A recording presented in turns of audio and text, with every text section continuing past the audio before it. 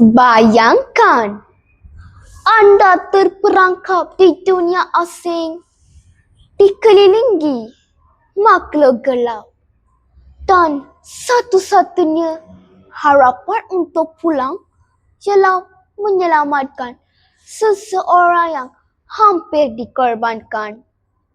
Persoalannya, adakah anda berani mempertaruhkan nyawa? Salam sejahtera dan salam Malaysia Madani. Nama saya Saisneshka Rajesh dari STKT Paya Rumput. Kod sekolah saya ialah MBD 2085. Hari ini saya akan mengulas novel kanak-kanak yang bertajuk Pemburu Matahari Geria karya An Chin Huat.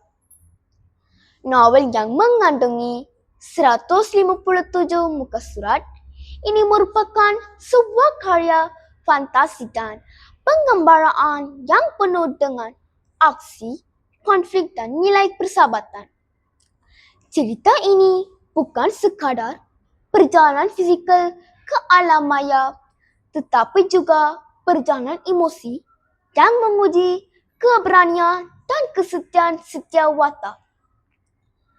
Cerita ini mengisahkan sekumpulan remaja iaitu Akif, Darshan, Aileen, Kim Watt dan Si Hitam yang memulakan penggambaraan tanpa pengetahuan keluarga mereka. Mereka memasuki alam maya untuk menyelamatkan adik Akif yang bernama Alia. Namun, perjalanan ini bukan mudah. Mereka berdepan dengan ancaman besar daripada makhluk jahat seperti Udara dan Zilius. Kedua-dua makhluk ini mempunyai niat jahat untuk mengkorbankan Alia bagi memanggil semula ketua mereka iaitu Raja Kegelapan. Dalam satu pertempuran yang hangat, keadaan menjadi sangat berbahaya apabila Udara menyerang Akif. Pada saat genting itu, Sapurpa tampil menyelamatkan Akif dengan menolak beliau ke tepi. Namun, Sapurpa sendiri menjadi mangsa apabila ditikam oleh pedang Udara.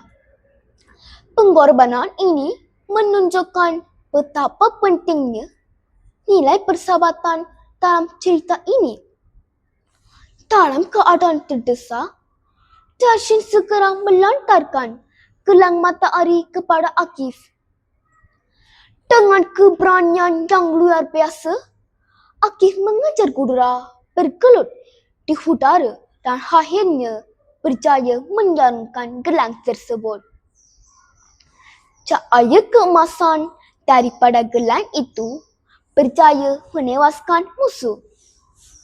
Akhirnya, mereka semua berjaya kembali ke Istana Geria dan keamanan kembali pulih. Watak utama dalam cerita ini ialah Akif seorang yang berani, cekal dan sanggup mempertaruhkan nyawa demi rakan. Darshan pula digambarkan sebagai bijak dan pantas bertindak dalam situasi kritikal. Aileen dan Kim Watt menunjukkan nilai setia kawan dan kerjasama yang tinggi. Sapurpa merupakan watak yang paling menyentuh emosi kerana sanggup berkorban demi menyelamatkan orang lain. Manakala Udara dan Zilius ialah watak antagonis yang melambangkan kejahatan dan kuasa gelap. Antara tema utama dalam novel ini ialah keberanian menghadapi cabaran, persahabatan dan kerjasama, pengorbanan demi orang lain. Nilai murni yang dapat dipelajari ialah kita perlu berani menghadapi ketakutan. Kerjasama amat penting untuk mencapai kejayaan. Pengorbanan adalah bukti kasih sayang dan kesetiaan. Novel ini mengajar kita bahawa kekuatan sebenar bukan terletak pada kuasa, tetapi pada hati yang berani.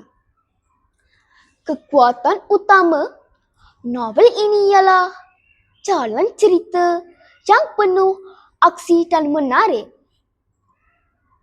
Pembaca akan sentiasa tertanya-tanya apa yang akan berlaku seterusnya. Selain itu, mesej tentang persahabatan dan keberanian sangat jelas dan memberi inspirasi.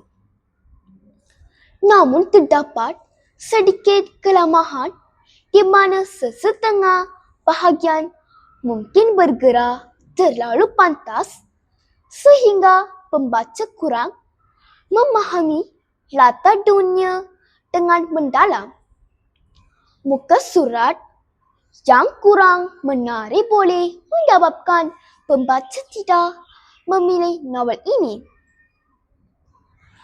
Pada pendapat saya, buku ini sangat menarik dan sesuai untuk pelajar kerana mengandungi banyak nilai positif. Ya, bukan sahaja menghiburkan, tetapi juga memberi pengajaran tentang kehidupan. Kesimpulannya, Pemburu Matahari Korea merupakan sebuah novel yang penuh dengan aksi, emosi dan pengajaran. Dalam dunia yang penuh kegelapan, keberanian dan persahabatan adalah cahaya yang paling kuat. Terima kasih.